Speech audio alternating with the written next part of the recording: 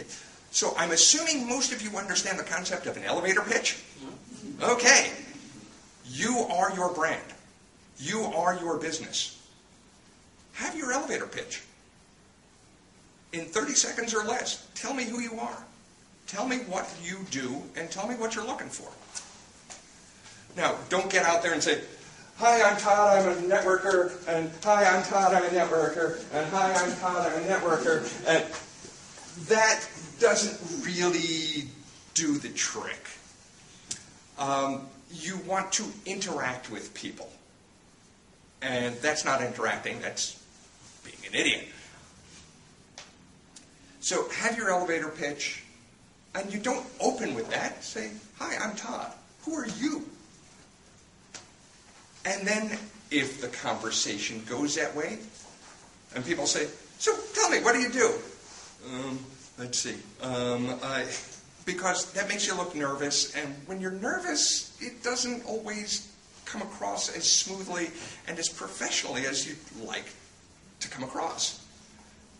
Going back to the dating metaphor, if you show up for your first date and you're sweaty pits and sweaty palms, you're probably not going to get that second date. But if you come across as confident and secure in who you are, you've got a slightly better chance. So you've got your elevator pitch. You work it into the conversation naturally. Get a business card, if it makes sense. You know, if you talk to somebody and it's like, wow, you are a multi-level marketing salesperson and that's all you do. Yeah, it's been really nice meeting you. Have a pleasant day. And move on, because life is pretty short. Now, for all I know, half of you are multi-level marketers, and I apologize, it's just not my cup of tea. Because, again, I get hundreds and hundreds and hundreds of those on a weekly basis. Another thing to keep in mind is cultural sensitivity. And this one is just really, you either get it or you don't. And it's tricky. I'm not going to try and teach that here. But just try to be aware. One of the things I notice frequently is we have about a 50-50 mix of male-female at our events. And a lot of people are coming from work, and some women dress nicer than others. And I can't tell you how many times I see people going, hi, I'm, and, you know, eyes up here. You know, you're not making a good business impression. You're not making a good personal impression. You know, don't take the dating metaphor that far. Although we do have nights where you know, there is a lot more activity at the bar than you know, out on the floor mixing and matching. Another item, business cards. Anybody here not have business cards? First time here, I definitely did this. First thing I realized when I walked in. Get business cards. You know, you really need them. And this is a pet peeve of my wife's. Make sure your business cards make sense.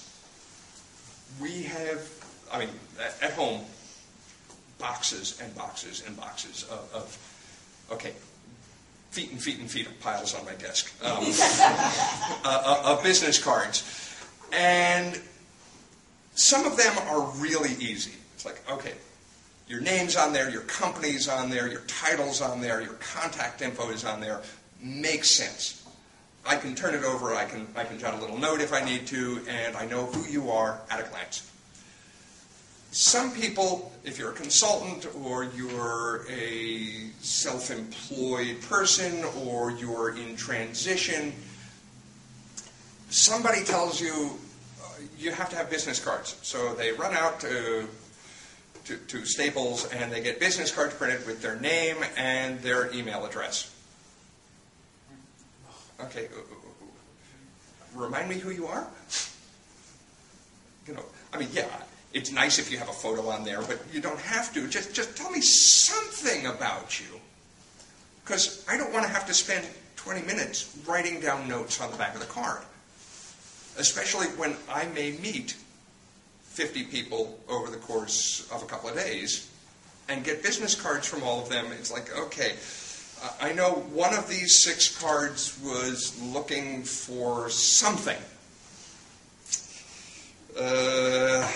Okay, bottom of the pile, who can I help next? And just really try to make sure that what you've got is relevant to you. And feel free to have multiple business cards for different settings. And I've seen that done pretty successfully. I'm talking now about creating some new cards for me, because I'm a search engine guy. I've been a search engine guy for 15 years. In the last 2-3 years, all of a sudden I found myself this social media guy. Like, okay, it's not on my resume, it's not on my business cards, it's probably something I should do, especially when I'm out at something like this talking about networking. Hey, maybe I should have a card for the networking I do. So, guess what? I'm an idiot. Because you know what? Business cards, dirt cheap. Especially when you buy them in the volume I do. And boy, do I buy them in volume. When you do hand out business cards, hand them out intelligently. Just like you don't go, hi, I'm Todd, hi, I'm Todd, hi, I'm Todd. You don't hand out your business cards. Hey. Hand them out when they're relevant. Hand them out when it's the right thing to do. Same way you don't take the card if it's not a good fit. You don't give it out if it's not the right fit. Because remember, if you're dealing with an idiot and you give them your business card, they now have your cell number. And idiots keep weird hours.